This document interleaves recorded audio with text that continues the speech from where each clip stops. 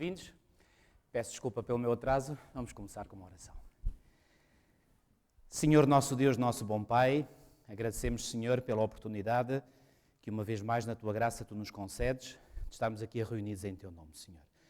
Agradecemos pela oportunidade que temos de estudar a Tua revelação, Senhor, e de permitir que essa mesma revelação venha iluminar a nossa mente e nos ajudar a compreender não apenas as coisas do passado, mas igualmente, Senhor, através da dinâmica do grande conflito, as coisas do presente e do futuro. Abençoa-nos, Senhor, uma vez mais, neste estudo, possa ser para a honra e glória do Teu nome. Te pedimos tudo e te agradecemos em nome de Jesus. Amém. Muito bem, hoje vamos iniciar um novo capítulo, é o capítulo 5. Nós já conseguimos estudar 4 capítulos e agora vamos entrar no 5º capítulo. E este capítulo vai nos levar até um reformador. Não é, alguns chamam não reformador, mas um pré-reformador. E por uma razão muito simples, é que este homem, que era de nacionalidade inglesa, John Wycliffe, pois bem, ele viveu cerca de 200 anos, 2 séculos, antes do início da Reforma Protestante. Portanto, os historiadores, em geral, como os irmãos sabem, tomam a data de 1517 como sendo a data do início da Reforma Protestante, a data em que Martinho Lutero fixou aquelas famosas 95 teses na porta da igreja do Castelo de Wittenberg. Pois bem, este homem, não se sabe muito bem em que ano é que ele nasceu, mas normalmente a latitude que se coloca é entre o ano 1320 e 1328, portanto viveu no século XIV e portanto foi o precursor da Reforma Protestante. E iremos ver que este homem já tinha na sua mente todas as grandes ideias que fizeram da Reforma Protestante aquilo que ela foi. Antes da Reforma, houve ocasiões em que os exemplares da Escritura Sagrada existentes eram muito poucos, mas Deus não tinha consentido que a sua palavra fosse totalmente destruída. E nós sabemos que houve um povo, nomeadamente os valdenses, estudámos nas 2 últimas semanas, que mantiveram a palavra de Deus. As suas verdades não deveriam ficar ocultas para sempre. Para ele, era tão fácil quebrar as correntes que prendiam as palavras da vida, como abrir portas de prisões ou rebentar portões de ferro para pôr em liberdade os seus servos. Para ele, para Deus. E é exatamente isso que ele iria fazer. Nos vários países da Europa, havia homens que, por ação do Espírito de Deus, eram levados a procurar a verdade como tesouros escondidos. Providencialmente guiados, ou seja, muitas vezes eles estavam a ser guiados por Deus e nem sequer tinham consciência disso, eram conduzidos às Santas Escrituras e estudavam as páginas sagradas com um profundo interesse. Estavam dispostos a aceitar a luz a qualquer preço. Embora não vissem todas as coisas com clareza, aperceberam-se de muitas verdades que há longo tempo estavam sepultadas. É interessante este aspecto aqui, não vissem todas as coisas com clareza. Reparem, houve coisas que estes homens não conseguiram compreender, mas isso não diminui em nada o facto de que eles foram guiados por Deus. Foram providencialmente guiados por Deus. E reparem, amigos, o mesmo pode acontecer hoje com cada um de nós. Pode haver coisas que nós não compreendemos, mas isso não invalida o facto de que Deus possa estar a conduzir a nossa vida. Foi o que aconteceu com estes grandes homens do passado. Como mensageiros enviados pelo céu, saíam, rebentando as cadeias do erro e da superstição, convidando os que tinham estado durante tanto tempo escravizados a levantar-se e a assegurarem sua liberdade. O que é que eles faziam? Eles comunicavam aquilo que eles tinham aprendido. E reparem, nós não precisamos saber tudo para comunicar aquilo que nós já sabemos. Muitas vezes parece que nós temos um certo receio de avançar quando nós não sabemos todas as coisas. Pois bem, meus queridos, a recomendação é esta: avancem naquilo que já sabem, naquilo que já conhecem. E à medida que nós vamos partilhando com outros aquilo que nós sabemos, vou-vos garantir uma coisa: o Espírito de Deus cada vez nos ilumina mais, para compreendermos aquilo que ainda não possamos eventualmente não compreender. Com exceção do que se passava entre os valdenses, a palavra de Deus tinha estado há vários séculos encerrada em línguas que só os eruditos conheciam. E porquê que só os eruditos conheciam? Porque eram línguas que já não estavam em uso, nomeadamente o grego, o latim, portanto, eram línguas que não eram usadas. Então só os eruditos conheciam. Mas tinha chegado, à exceção dos valdenses, porque como vimos, não sei se recordam, os valdenses tinham a Bíblia na sua própria língua, certo? Mas tinha chegado à altura das Escrituras serem traduzidas e entregues aos habitantes dos vários países na sua própria língua. E este homem, John Wycliffe, vai ser o primeiro a traduzir a língua para uma língua vernácula, para uma língua do povo. qual vai ser essa língua? Pois bem, o inglês, obviamente. Para o mundo tinha passado a meia-noite. E esta meia-noite é meia-noite no sentido figurado. Sabem que, e já aqui vos disse, que esta meia-noite foi o auge, foi o clímax do papado. O papado atingiu esse ápice, esse clímax, no século XIII, anos 1200. E reparem, um século depois, precisamente nos anos 1300, aparece este pré-reformador, que Ellen White lhe vai chamar a estrela da manhã da Reforma. As horas de escuridão estavam a chegar ao fim e em muitas terras apareciam indícios de que a aurora começava a despontar. No século XIV, cá está, portanto, 200 anos antes do século XVI, do início da Reforma Protestante, surgiu na Inglaterra um homem que devia ser considerado a estrela da manhã da Reforma, João Wycliffe. Cá está, a estrela da manhã da Reforma. Esta designação de estrela da manhã, sabem que existe, e nomeadamente as pessoas antigas falavam muito nisso, na estrela da manhã. Antes do sol nascer, aparecia um grande luminar no céu, portanto, precisamente um sol ia nascer, que indicava que o dia estava para começar. Pois bem, este homem foi a estrela da manhã. Ele foi o arauto da Reforma, não só para a Inglaterra, mas para toda a cristandade. E esta cristandade, onde é que ela estava? Na Europa. Porque a Europa era o único continente, digamos, cristão. É verdade que havia cristãos noutras partes do mundo, nomeadamente em África, na Etiópia, já aqui vos falei, na Ásia, mas a Europa era o continente, pelo menos de nome, cristão. O grande protesto contra Roma que lhe foi permitido proferir nunca mais deveria silenciar. Aquele protesto abriu a luta da qual deveria resultar a emancipação de indivíduos, igrejas e nações. Que grande frase que aqui está, ou seja, este homem, pelo poder do Espírito Santo, repare o que é que ele fez. Ele deu início a um movimento que iria resultar na emancipação de indivíduos, igrejas e nações. O Wycliffe recebeu uma educação liberal. Atenção que este termo aqui liberal não está com o mesmo significado com que nós hoje atribuímos. Nós, hoje, quando falamos da palavra liberal, falamos no liberalismo político, no liberalismo religioso. Por exemplo, aquele que é liberal do ponto de vista religioso é aquele que põe muitas coisas em dúvida. Pois bem, aqui liberal é no sentido que, pois bem, teve acesso a uma educação que era aberta, onde ele tinha alguma liberdade para poder estudar o que ele queria. E para ele o temor do Senhor era o princípio da sabedoria. Na universidade tinha-se distinguido pela fervorosa vida espiritual, assim como pelos seus notáveis talentos e profunda cultura. Com grande sede de saber, procurava familiarizar-se com todos os ramos do conhecimento. Reparem, eu creio que está aqui um grande exemplo para nós. O facto de nós fazermos da palavra de Deus a nossa única regra de fé e prática não invalida o facto de que nós podemos familiarizar-nos com todos os ramos do conhecimento. Ou seja, ter conhecimento de outras áreas. Reparem, ele procurava familiarizar-se com todos os ramos do conhecimento, mas o que é que era mais importante para ele? O temor do Senhor, que era o princípio da sabedoria. Foi educado na filosofia escolástica, nos cânones da Igreja e na lei civil, ou seja, nas matérias que eram, portanto, as mais importantes naquele tempo. Especialmente na do seu próprio país. Nos seus trabalhos posteriores foi evidente o valor destes primeiros estudos. Conhecendo a filosofia especulativa do seu tempo, estava capacitado para expor os seus erros. Ele sabia exatamente como dar a volta ao texto, como nós às vezes costumamos dizer. Porquê? Porque tinha estudado. Era alguém que não era ignorante nestas áreas. Aliás, nós conhecemos, por exemplo, a vida do apóstolo Paulo. Paulo, antes da conversão, ele era um erudito. Portanto, era um homem extremamente sábio na cultura do seu tempo. Reparem, isso não quer dizer que Deus só chama este, bem pelo contrário, Deus chama a todos aqueles que têm um coração disposto a ouvir a sua voz. Deus chamou homens muito simples, como Amós, que era pastora, como os seus primeiros apóstolos, que eram pescadores, mas, por vezes, Deus encontra entre as classes mais altas da sociedade pessoas que têm o coração aberto às suas verdades. Paulo foi um deles, e aqui João Wycliffe foi outro homem extremamente inteligente, um erudito da sua época, e que se agarrou à palavra de Deus como a sua única regra de fé e prática. Então, ele não só sabia manejar as armas tiradas da palavra de Deus, como também tinha adquirido a disciplina intelectual das escolas e compreendia a tática dos teólogos escolásticos.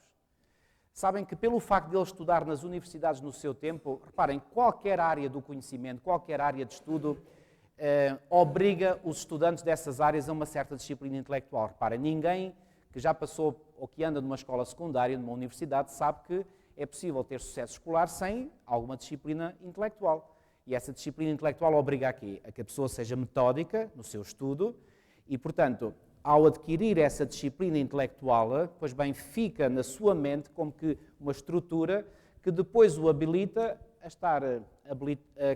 estar capacitado para estudar qualquer área. Pois bem, foi exatamente isso que aconteceu com João Wycliffe. Portanto, ele tinha adquirido esta disciplina intelectual nas escolas e agora ele aplicou essa disciplina ao estudo da própria Bíblia. Qual foi o resultado? Vamos ver. O poder do seu gênio e a extensão e profundidade dos seus conhecimentos impunham o respeito tanto a amigos como a adversários. Os seus adeptos, ou seja, aqueles que simpatizavam com ele, viam com satisfação que o seu herói ocupava um lugar preeminente entre os espíritos dirigentes da nação.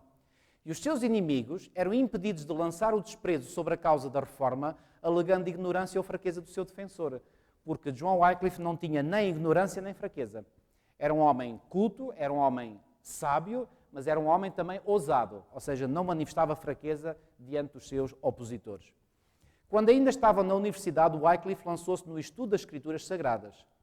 E agora reparem, naqueles tempos primitivos em que a Bíblia só existia nas línguas antigas, só os eruditos estavam habilitados a encontrar o caminho para a fonte da verdade, o qual estava fechado às classes incultas. Mas como este homem era um erudito, pois bem, ele encontrou acesso à palavra de Deus, embora ela estivesse em latim, mas ele sabia o latim, e então ele encontrou acesso à palavra de Deus. Pois bem, o que é que vocês acham que aconteceu na vida deste pesquisador sincero? Foi uma revolução, o conhecimento da palavra de Deus. Assim, já tinha sido preparado o caminho para o futuro trabalho de Wycliffe como reformador. Homens de saber tinham estudado a palavra de Deus e encontrado ali revelada a grande verdade da sua livre graça. Olhem aqui, eu gosto desta expressão de Ellen White, olhem aqui. A grande verdade da sua livre graça. Qual é a grande verdade que está revelada na palavra de Deus? É a livre graça de Deus. E reparem, amigos, é algo que nós temos que enfatizar cada vez mais e mais, e eu já vos disse e volto a enfatizar, cada vez mais no meu ministério sinto que é meu dever de consciência enfatizar cada vez mais a graça de Deus. Por uma única razão, é que é unicamente pela graça que nós somos salvos. Não é por mais nada. Pela graça sois salvos, mediante a fé, isto não vem de vós, é dom de Deus. Portanto, a grande verdade da livre graça foi a grande verdade bíblica que este homem, João Wycliffe, e outros descobriram. E quando nós descobrimos essa verdade e a aplicamos na nossa própria vida, pois bem, é uma revolução. Quando a atenção de Wycliffe se voltou para as Escrituras, este passou a pesquisá-las com a mesma profundidade, cá está, estão a ver, com que absorveu a instrução nas escolas. Ou seja, aplicou toda a disciplina intelectual que ele tinha adquirido no estudo das matérias escolares, agora aplicou essa disciplina intelectual ao estudo da Bíblia. Bom, o resultado foi fabuloso. Antes sentira uma tão grande necessidade que nem os seus estudos escolásticos, nem o ensino da igreja foram capazes de satisfazer. Mas, na palavra de Deus, encontrou o que até aí tinha procurado em vão.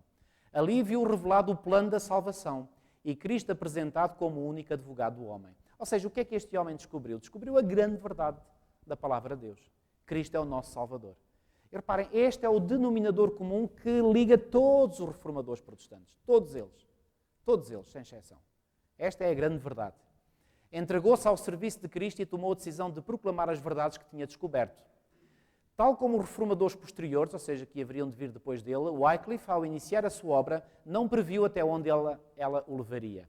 Lembram-se quando Jesus falou com Nicodemos, disse, o vento sopra onde quer, não sabemos de onde ele vem nem para onde vai. Assim é todo aquele que é quê?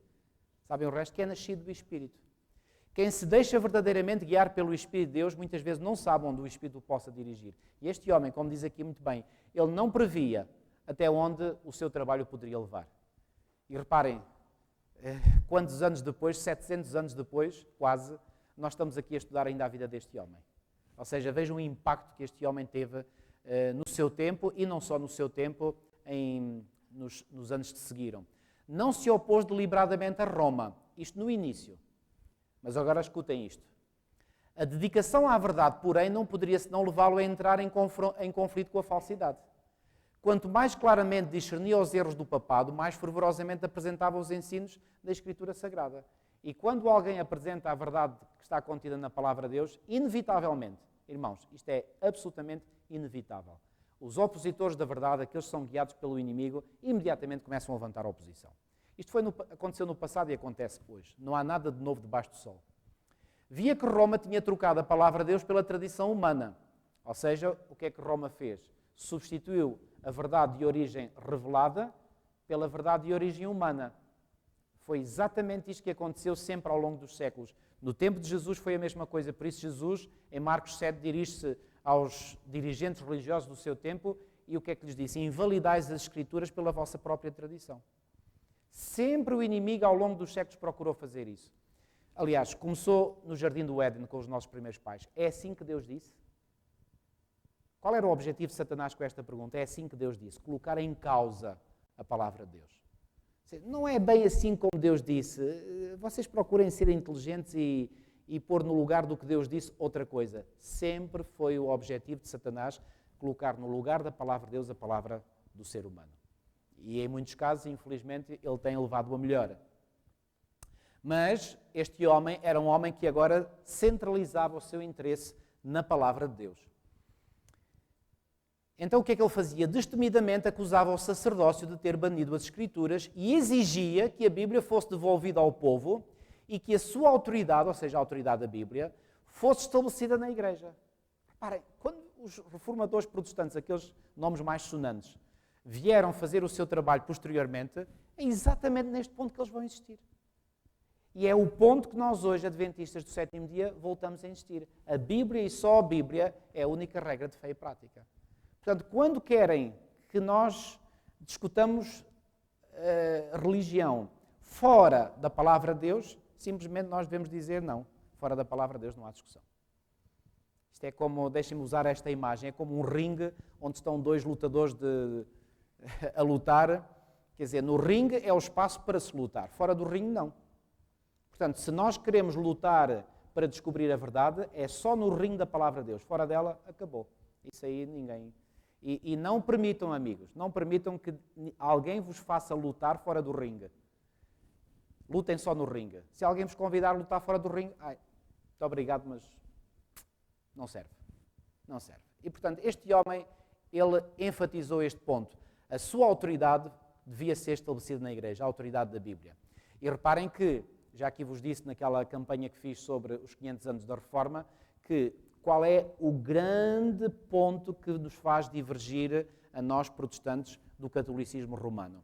É que a Igreja Católica Romana diz que a autoridade da Igreja está por cima da Bíblia, ao passo que o protestantismo diz que a autoridade da Bíblia está por cima da autoridade da Igreja.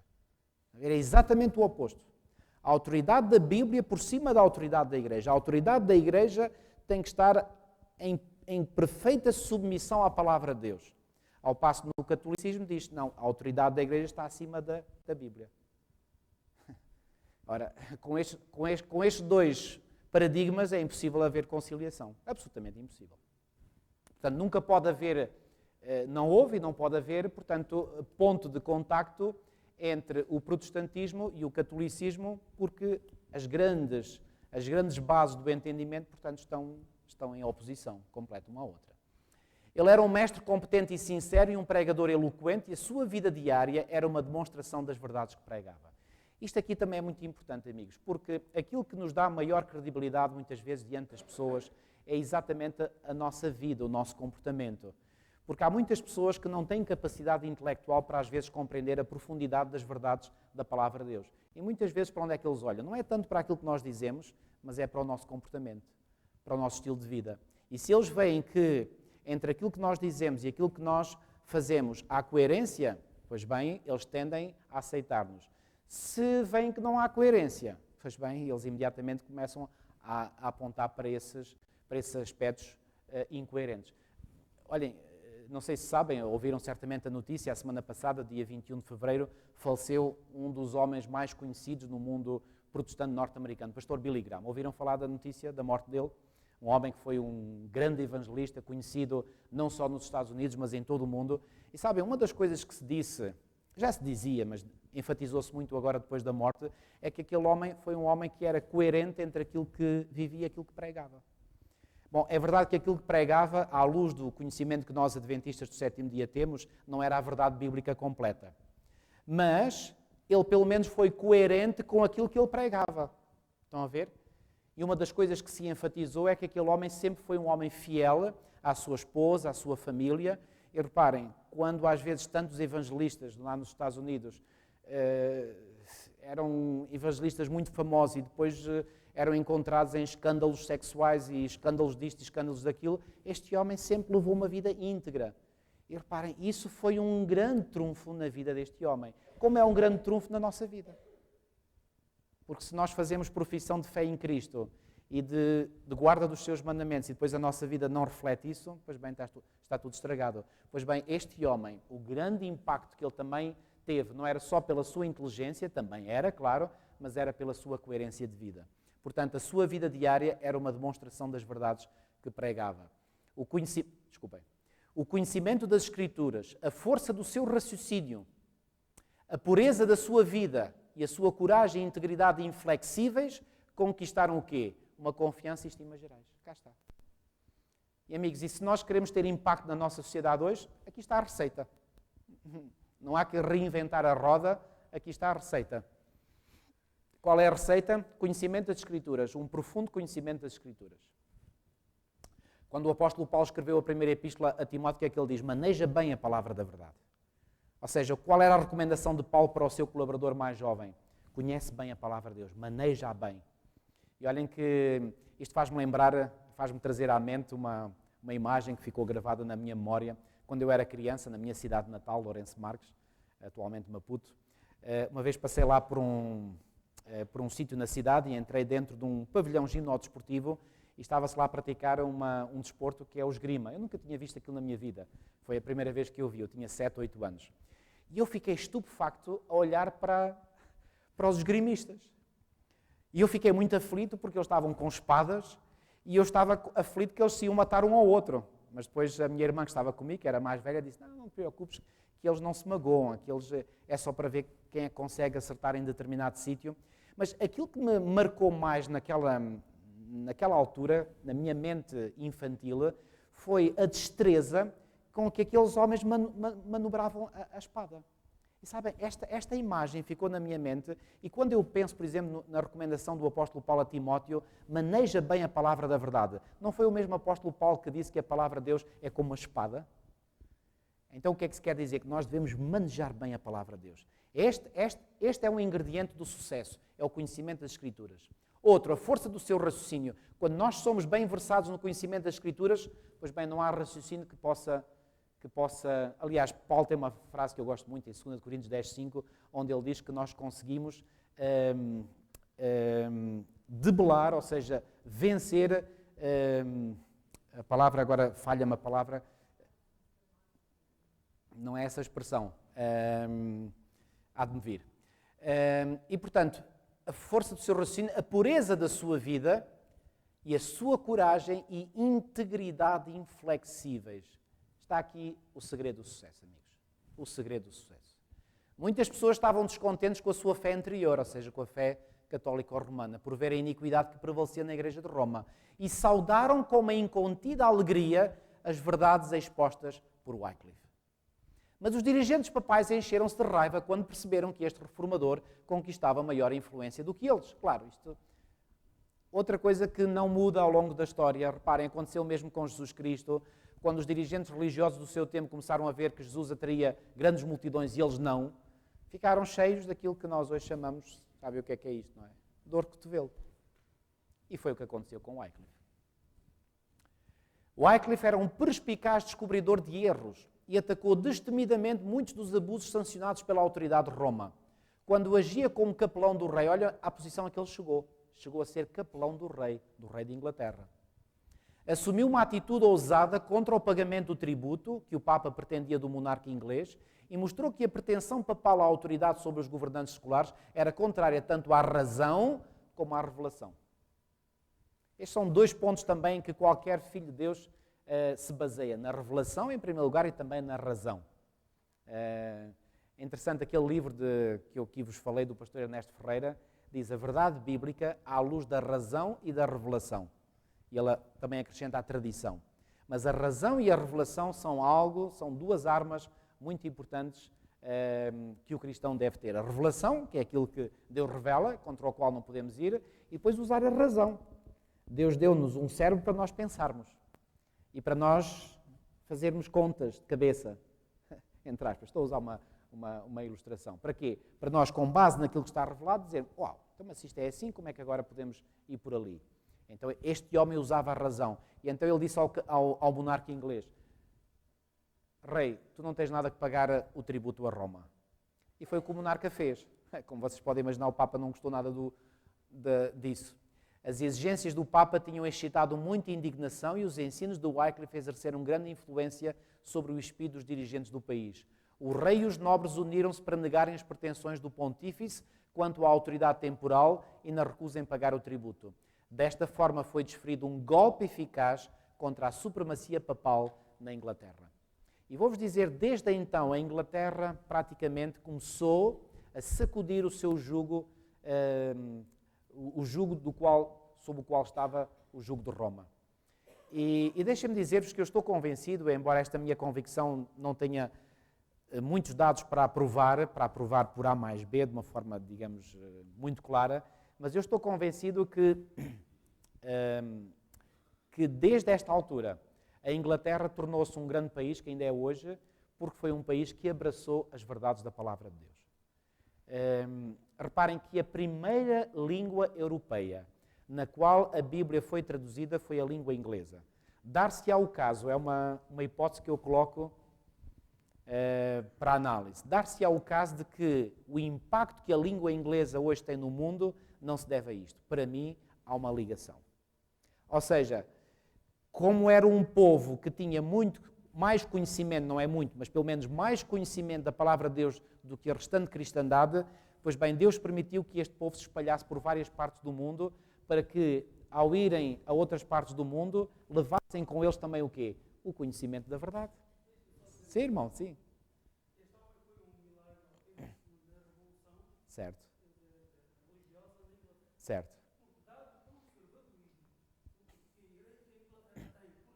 Uhum. Isto foi um aumento pilar e uma revolução. E é um milagre que eles terem aceito, exatamente, deixando o conservadorismo que tinham outrora. Exatamente, exatamente. Sim, sim, sim, sim. Portanto, a vida deste homem é um autêntico milagre. Foi? Na pré-reforma protestante, exatamente, exatamente, exatamente. Portanto, quando Martinho Lutero entra em cena, já este homem tinha entrado em cena 200 anos antes.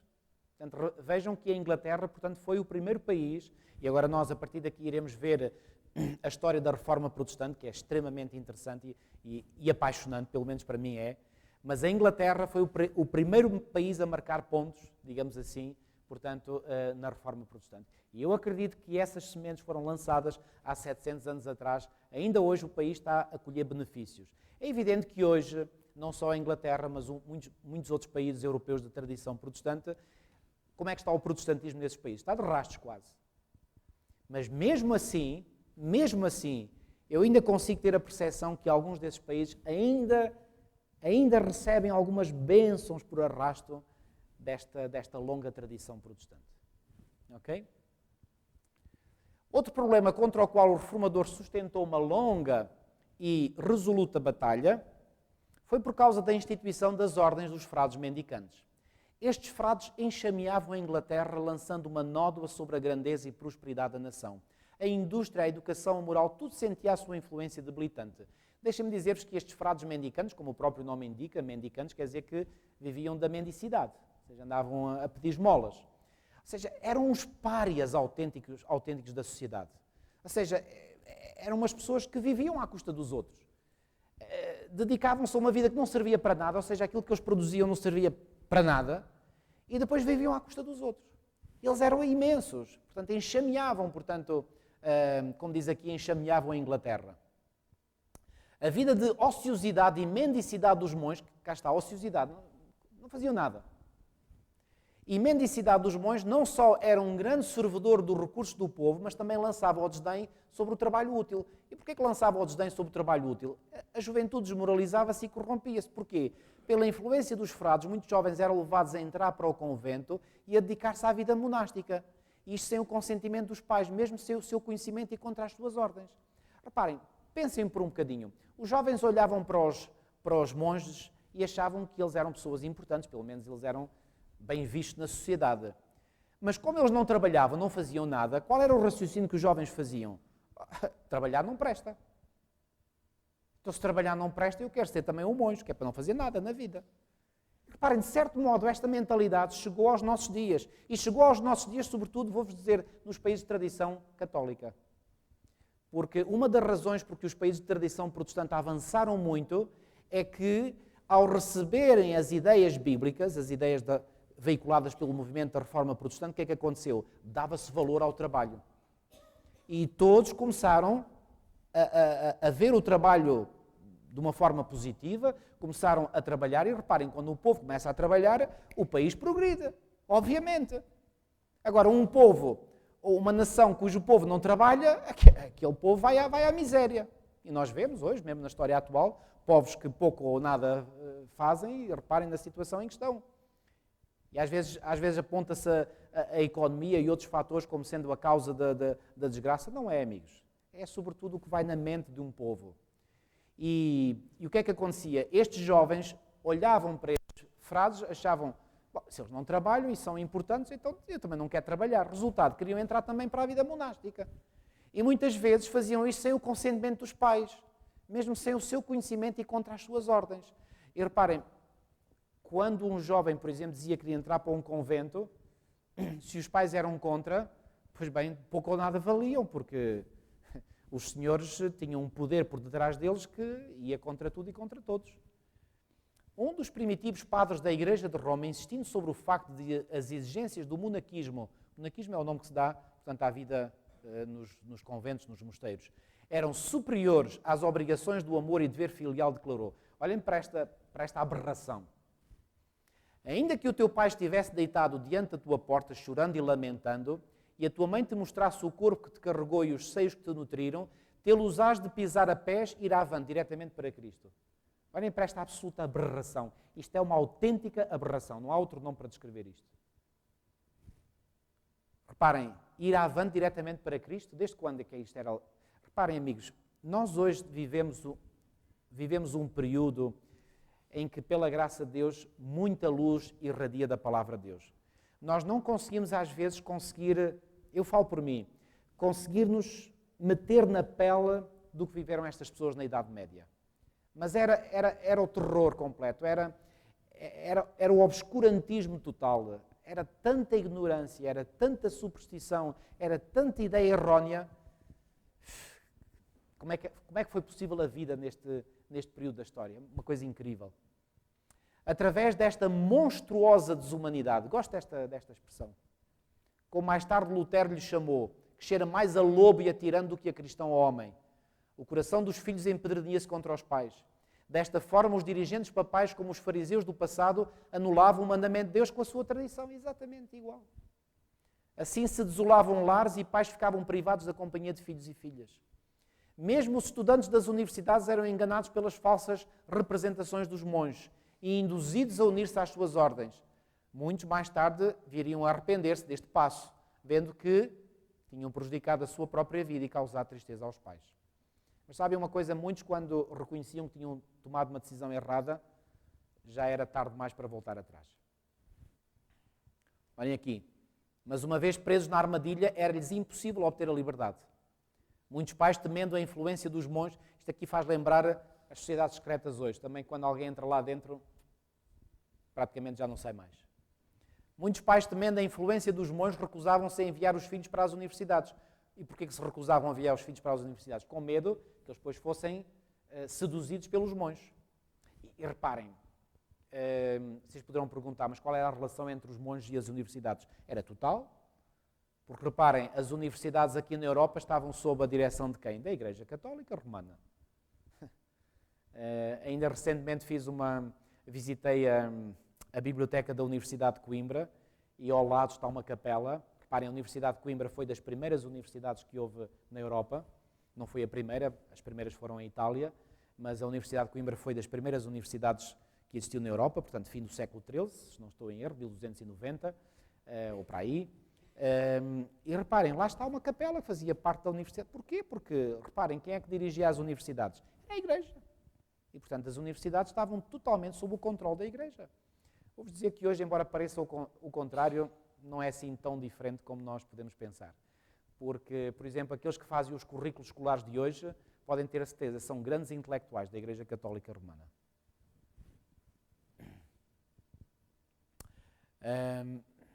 Então, por causa disso, houve uma assinalável redução no número de estudantes que frequentavam os grandes centros de ensino.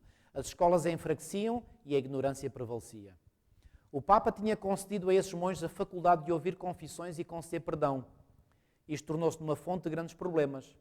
Inclinados a aumentar os seus lucros, aumentar os lucros quem? Os monges. Os frades estavam tão dispostos a conceder a absolvição que criminosos de todas as espécies recorriam a eles e, como resultado, aumentaram rapidamente os vícios mais detestáveis. Claro, fazia-se qualquer coisa. Podia-se ir depois confessar, tinha que se pagar, claro. Pagava-se, obtia-se o perdão, entre aspas. E então eles tocam a fazer. Resultado, na prática, isto fez com que os vícios mais detestáveis aumentassem rapidamente. Os doentes e os pobres eram deixados a sofrer, enquanto os donativos que deveriam suavizar as suas necessidades iam para os monges, que com ameaças exigiam esmolas do povo, denunciando a impiedade dos que retivessem os donativos exigidos. Coisa terrível. Isto até nos custa a integrar esta realidade. Apesar da sua profissão de pobreza, a riqueza dos frades aumentava constantemente e os seus magníficos edifícios e fartas mesas tornavam mais visível a crescente pobreza da nação. Ou seja, o contraste era muito grande. E hoje, infelizmente, esta desproporcionalidade está outra vez a existir na nossa sociedade. E enquanto gastavam o tempo em luxo e prazeres, enviavam em seu lugar homens ignorantes que apenas podiam narrar histórias maravilhosas, lendas e gracejos para divertir o povo e torná-lo ainda mais completamente iludido pelos monges. Ou seja, eles nem sequer depois já se achavam tão importantes que nem sequer iam ensinar junto ao povo. Então enviavam homens que faziam isto, eram homens ignorantes, narravam histórias maravilhosas, lendas e gracejos, entretinham assim o povo para recolher o dinheiro que eles queriam e eles nem iam junto do povo mais. Contudo, os frades continuavam a manter o domínio sobre as multidões supersticiosas e a levá-las a crer que todos os deveres religiosos se resumiam a reconhecer o quê? A supremacia do Papa, a adorar os santos e a fazer donativos aos bons, e que isto era suficiente para lhes garantir um lugar no céu. Ou seja, tudo o que eles exigiam do povo era isto: reconhecer a supremacia do Papa, adorar os santos e a fazer donativos aos bons. Pronto. Desde que fizessem isto, estavam contentes. Reparem, este modelo, amigos, de certo modo não mudou muito hoje. Reparem, os nomes podem mudar, mas olhem aqui. Por exemplo, reconhecer a supremacia do Papa. Há igrejas hoje. Reconhecer a supremacia do Papa. Podemos pôr aqui, reconhecer a supremacia do Bispo Macedo, por exemplo. Quem reconhecer a supremacia do Bispo Macedo, quem adorar, não diga aqui os santos, mas lá as relíquias todas deles e as rezas todas deles e aquelas águas santas e coisas que trazem da Terra Santa e não sei quanto, e fazem donativos, pois bem, têm um lugar assegurado no céu. Isto para dizer o quê? Que a estrutura mental do engano não mudou consideravelmente. É a mesma. A forma pode às vezes mudar um pouco, mas a essência é a mesma. E a isto aqui chama-se simonia. Já iremos ver isto um bocadinho mais à frente.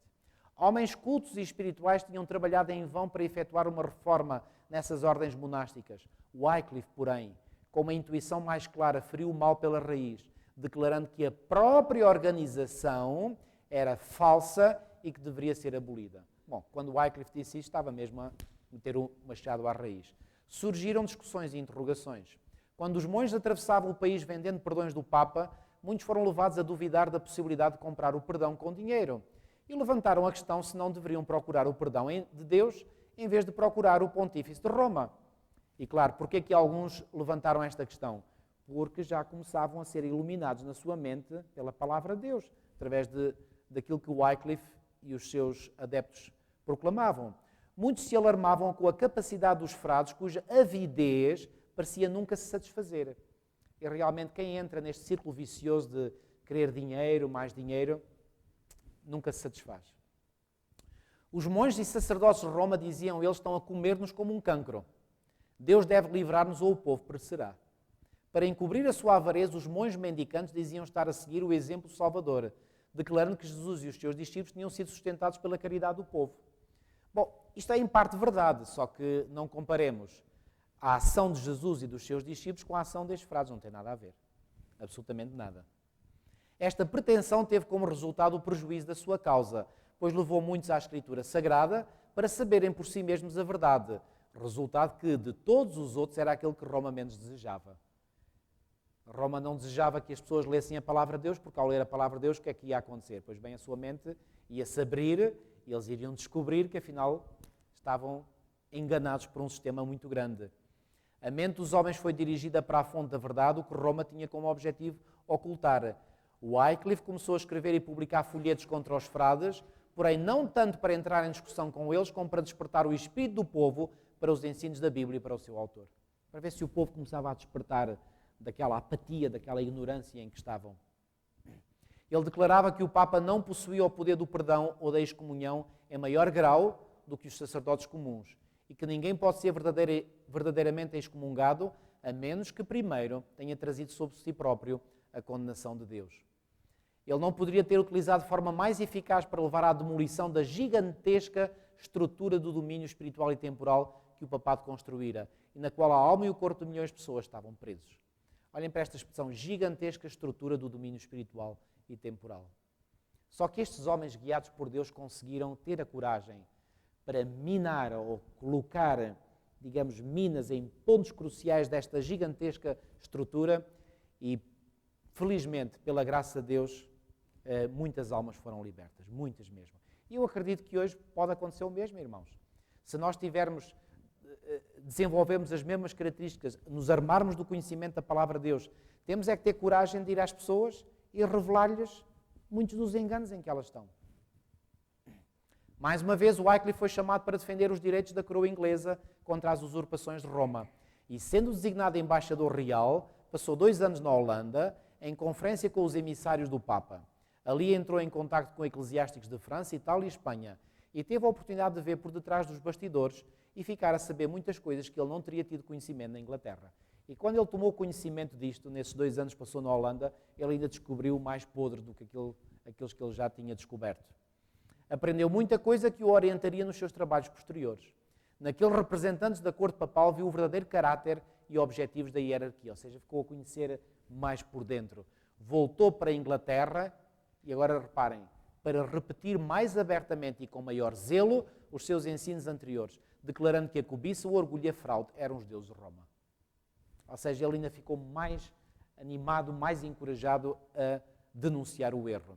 Num dos seus folhetos disse, falando do Papa e dos seus coletores, retiram anualmente do nosso país os meios de subsistência dos pobres e muitos milhares de marcos do dinheiro do rei para sacramentos e bens espirituais, o que é uma amaldiçoada heresia de simonia. Simonia, cá está, que é o tráfico de coisas sagradas. Simonia é um termo que vem de Simão, aquele homem que estava em Samaria, que ofereceu dinheiro aos apóstolos para obter bênçãos. E Pedro disse, guarda o teu dinheiro. E reparem, é daí que vem o termo simonia, de Simão. E fazem com que toda a cristandade consinta nesta heresia e a mantenha.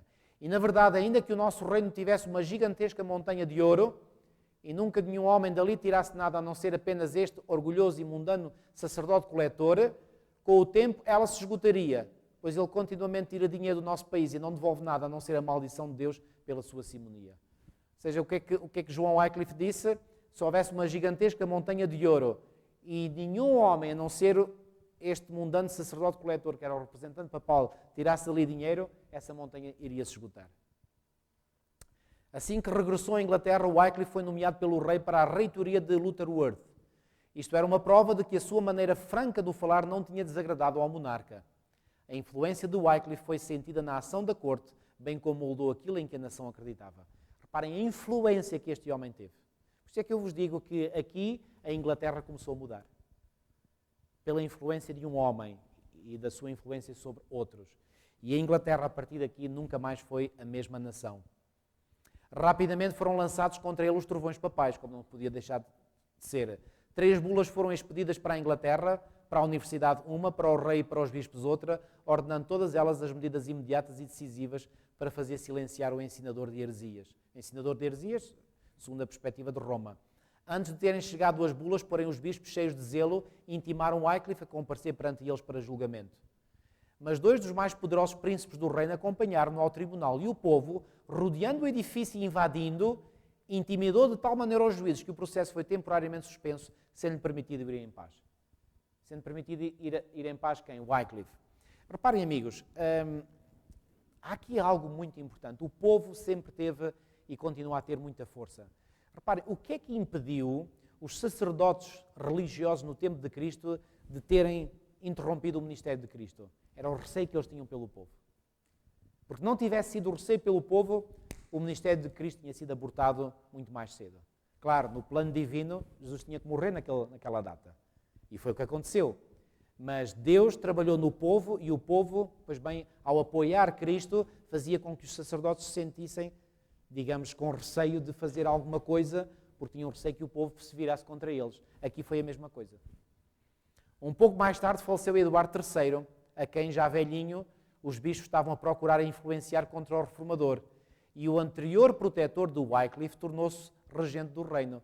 E reparem, se ele era protetor do Wycliffe e tornou-se o regente do reino, agora as coisas viram a favor de quem? A favor do Wycliffe. Mas a chegada das bulas papais trazia para toda a Inglaterra a ordem perentória de prisão e encarceramento do herege.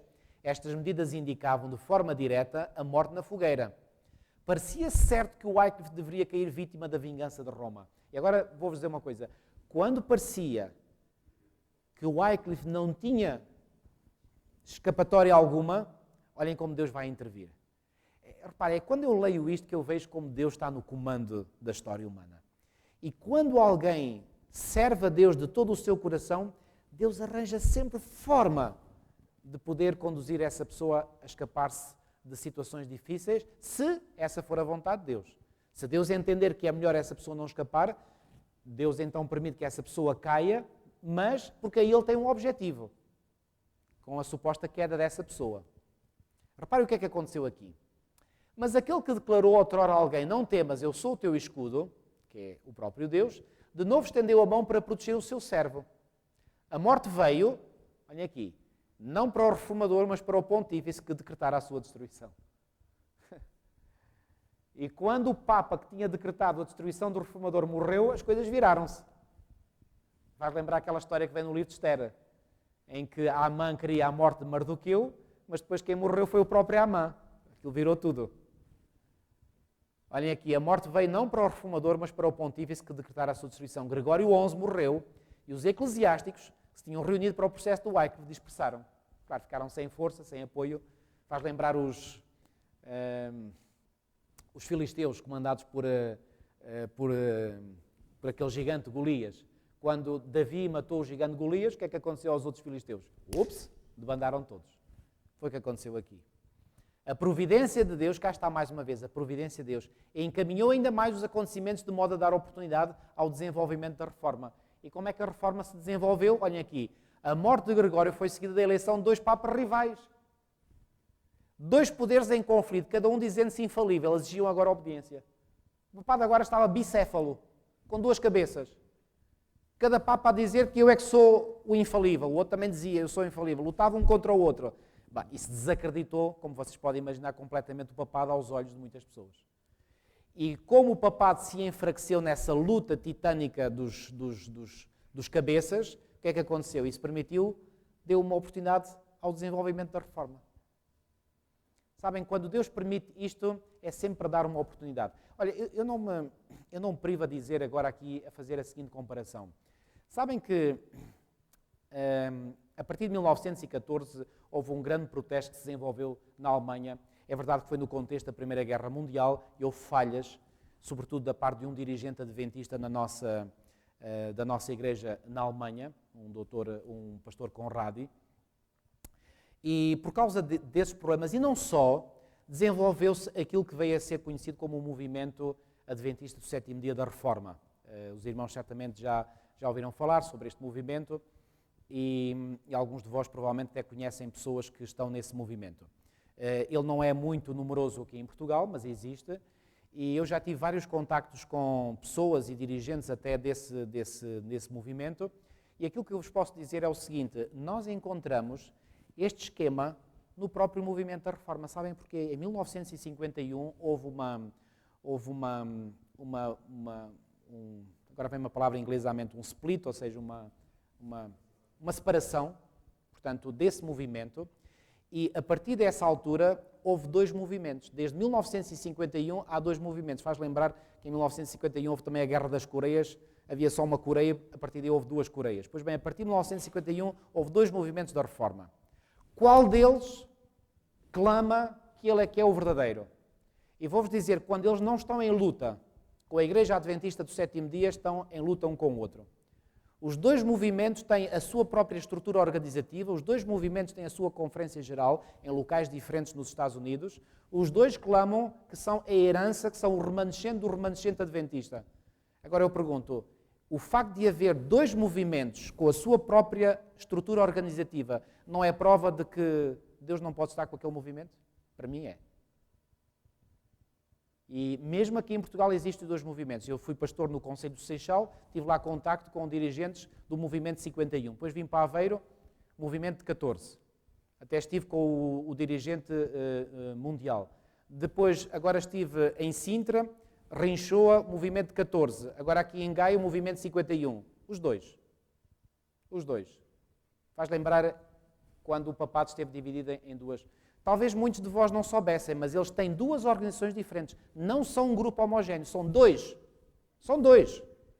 E vou-vos dizer, os dois movimentos, quer o de 1914, quer o de 1951, os dois têm exatamente os mesmos pontos doutrinários, sem tirar nem pôr, sem tirar nem pôr. A pergunta é, então porquê é que estão divididos? Por guerras intestinas entre eles, guerras de líderes. Qual é que agora quer abdicar e formar um movimento unido, fundindo-se? Quem é que agora vai sair do poleiro? É complicado. E reparem, desde quando é que estes movimentos podem ter a bênção de Deus se estão divididos e estão em lutas intestinais uns com os outros? Já para não falar dos pontos doutrinários, porque há pontos doutrinários que eles defendem que não têm base bíblica nem no Espírito de Profecia. Isso é outra questão. Bom, isto foi uma à parte aqui. Cada qual dos papas apelava para os fiéis o ajudarem a fazer guerra contra o outro. Faz lembrar os dois movimentos da Reforma. É exatamente isto. Forçando as suas exigências com terríveis maldições contra os adversários e promessas de recompensas no céu aos que o apoiavam. Estes factos enfraqueceram grandemente o poder do papado. As fações rivais fizeram tudo o que podiam para se atacarem uma à outra. E durante algum tempo Wycliffe teve sossego. Eu creio que foi a bênção para a nossa igreja, foi esse movimento da Reforma se ter dividido. Porque quando se dividiu, a igreja, digamos, pôde continuar o seu curso de ação. Maldições e recriminações voavam de um Papa para o outro. Faz lembrar os dirigentes da Reforma. É a mesma coisa desse movimento da Reforma de hoje. E derramavam-se torrentes de sangue para sustentar as suas pretensões em conflito. Bom, que eu saiba, nunca aconteceu isto nesses movimentos que estava a falar. Crimes e escândalos inundavam a igreja. Entretanto, e estes escândalos, crimes não, mas escândalos também os têm eles. Entretanto, o reformador, por falar em escândalos, não quer dizer que nós não os tenhamos também na nossa igreja. Infelizmente também temos e, portanto, não é aí que o problema está maior. Entretanto, o reformador, no silencioso retiro da sua paróquia de Lutterworth, trabalhava diligentemente para conduzir os homens, de modo a tirá-los dos papas contendores e a levá-los para Jesus, o príncipe da paz. O cisma, com toda a contenda e corrupção que produziu, preparou o caminho para a reforma, habilitando o povo a ver o que o papado realmente era. Porquê que o povo viu o que o papado realmente era? Então, ao ver que o papado estava dividido, os líderes em lutas um com o outro. Num folheto que publicou intitulado Sobre o cisma dos papas, Wycliffe apelou para o povo a fim de que considerasse se esses dois sacerdotes estavam a falar a verdade ao se condenarem um ao outro como o anticristo. Imagina, cada um se atacava um ao outro. Até diziam a verdade um ao outro. Mas Deus, disse ele, não quis consentir mais que o demónio reinasse num único sacerdote como este, mas fez divisão entre dois, de modo a que os homens, em nome de Cristo, possam mais facilmente vencê-los a ambos. Olha aqui o que ele disse. O demónio reinasse num... Deus não quis consentir mais que o demónio reinasse num único sacerdote como este. Aplico isto também aos movimentos que há bocadinho vos falei. Wycliffe, tal como o seu mestre, pregou o Evangelho aos pobres. Não contente em espalhar a luz nos lares humildes da sua própria paróquia de Lutterworth, concluiu que ela deveria ser levada a todas as partes da Inglaterra. Para isso, organizou um coro de pregadores, homens simples e dedicados, que amavam a verdade e nada desejavam tanto como propagá-la. Ou seja, o que é que ele fez? Ele formou líderes leigos que iam pregando a palavra. Estes homens iam por toda a parte, ensinando nas praças, nas ruas das grandes cidades e nos caminhos do interior. procuravam os idosos, os doentes e os pobres e levavam-lhes as alegres novas da graça de Deus. Mais uma vez, estão a ver aqui a graça no centro da pregação destes homens? Como professor de teologia em Oxford, olha aqui, Oxford, diz-vos alguma coisa este nome? Se diz. De onde é que vocês acham, mais uma vez vou dar aqui uma opinião pessoal, de onde é que vocês acham que vem o renome de Oxford? Para mim vem deste homem, Wycliffe. Ele foi o professor na Universidade de Oxford. E o renome e o prestígio de Oxford se devem a estes bons fundamentos. Claro que Oxford hoje está muito longe, seguramente, de como era aqui, mas ainda ganha bênçãos desse tempo aqui, dos bons fundamentos que foram lançados. Como professor de teologia de Oxford, Wycliffe pregou a palavra de Deus nos salões da universidade. Vão a Oxford, não sei se alguma vez algum... Eu nunca lá estive, já estive em Cambridge, em Oxford não. Mas já vi fotografias de Oxford, o nome do Wycliffe está presente em todo lado em Oxford. Apresentava tão fielmente a verdade aos seus alunos que recebeu o título de doutor do Evangelho. Mas a maior obra da vida do Wycliffe deveria ser a tradução das Escrituras para a língua inglesa. Aqui é que foi a grande vitória deste homem. Num livro intitulado Sobre a Verdade e o Sentido das Escrituras, exprimiu a sua intenção de traduzir a Bíblia, de maneira que todos em Inglaterra pudessem ler as maravilhosas obras de Deus na língua materna. Subitamente, porém, as suas atividades interromperam-se, também a chegar ao fim. Embora não tivesse ainda 60 anos, o trabalho incessante, o estudo e os assaltos dos inimigos tinham posto à prova as suas forças, tornando-o prematuramente velho. Foi vítima de uma perigosa doença. Esta notícia proporcionou grande alegria aos frades. Pensaram, ele agora vai morrer e agora vai se converter a nós.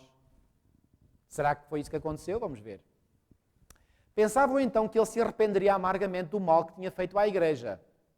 Bom, que ele fez mal à igreja, fez, mas foi um bom mal. E precipitaram-se para o seu quarto para ouvir a sua confissão. Representantes das 4 ordens religiosas que havia na altura, com 4 oficiais civis, reuniram-se à volta do suposto moribundo. Pensavam que ele estava moribundo já, ou seja, que já não havia solução para ele. Tens a morte nos teus lábios, diziam. Comove-te com as tuas faltas e retrata na nossa presença tudo o que disseste para nos ofender. Olhem aqui. Atentem com atenção àquilo que vamos ler a seguir. O reformador ouviu em silêncio. Consegue imaginar na vossa mente os homens ali, os frades ali a falar, retrata-te dos erros, e o reformador ouvi-los calmamente, tranquilo, em silêncio. E olhem agora. Exatamente. Exato. Pediu então ao seu assistente para o levantar na cama. E olhando fixamente para eles, ou seja, como que demonstrando não tinha receio nenhum daquilo que eles tinham acabado de dizer, enquanto esperavam que se retratasse, naquela voz firme e forte, olha onde é que ele foi buscar forças.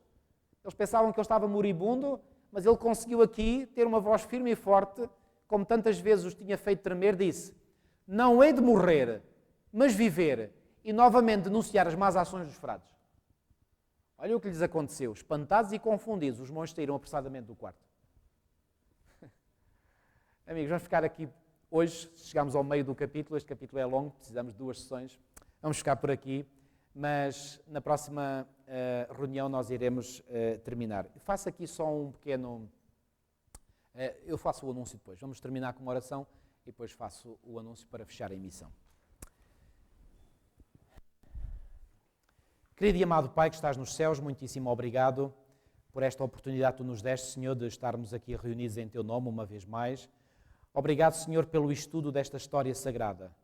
Obrigado, Senhor, porque através deste relato inspirado nós podemos conhecer aquilo que se passou no passado e vermos, através deste relato, a Tua ação na história. A Tua ação através de homens que se deixam completamente entregar a Ti, de corpo, alma e espírito. Obrigado, Senhor, por este grande homem, João Wycliffe, que se deixou guiar e dirigir por Ti e que trabalho fantástico ele fez. Ó Senhor, que nós possamos hoje ter a vontade de nos deixarmos igualmente guiar por Ti. Que Tu possas, Senhor, nos transformar em Wycliffes do nosso tempo. Para que, Senhor, pela Tua orientação e pelo Teu poder e pela Tua graça, nós possamos ser ousados na difusão das verdades da Tua palavra e possamos levar muitas pessoas que ainda estão no erro aos Teus pés, a encontrar a salvação que apenas existe em Ti, o nosso Salvador Jesus Cristo. Abençoa-nos, pois, Senhor, livra-nos todo o mal, leva-nos agora em bem aos nossos lares, dá-nos uma boa noite, repouso e descanso e a continuação de uma boa semana. Te pedimos tudo e te agradecemos em nome de Jesus. Amém.